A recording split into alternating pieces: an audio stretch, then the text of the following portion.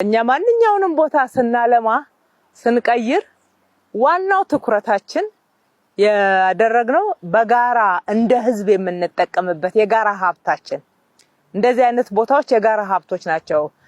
እንደነ ፈረንሳይ፣ ኮሪያ የመሳሰሉ ሌሎች ሀገሮችን ሰሞኑን አዘርባይጃን ደስናይ ወንዝ ዳርቻቸውን ያለሙበትን አግባብ ስንመለከት ከዛም በፊት ባየናቸው ሀገራት እንቀና ነበር። ዛሬ በእርግጠኝነት ከእንጦጦ ወደ ፒኮክ የሚሄድ ወይም ከእንጦጦ ወደ ቀበና የሚሄድ በኢትዮጵያ ይቀናል ብዬ አስባለሁ። ልዩ የሚያደርገው ይሄንን የወንዝ ዳርቻ ልማት አንዱና የመጀመሪያው ክቡር ጠቅላይ ሚኒስትራችን ሸገርን ማልማት በሚለው ሸገር ቢዩቲፊኬሽን በሚለው ፕሮጀክታቸው መጀመሪያ ልክ ወደ ስልጣን እንደመጡ አንድነት ፓርክን እና ወንድማማች ፓርክን ብዙዎችን የሀገር ውስጥና የውጭ ሀገር ብዙ ደጋፊዎችን ሞቢላይዝ አድርገው እየገነቡ ወንዝ ዳርቻ ደግሞ እንዲመልማት እንዳለበት ትልቅ ህልም ስለነበራቸው ከአንድ ሀገር እርዳታ ለምነው መንግስት ለመንግስት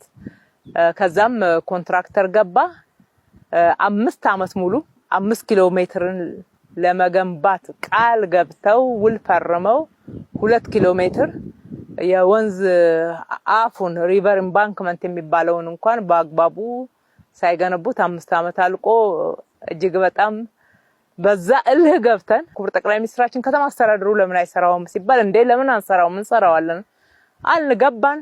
የወንዝ ዳርቻ ልማት ብዙ ልምድ አልነበረንም፣ ግን ፍላጎት አለን፣ መሻት አለን፣ ለሀገራችን ቅናት አለን፣ እልህ አለብን፣ ትጋቱ አለ።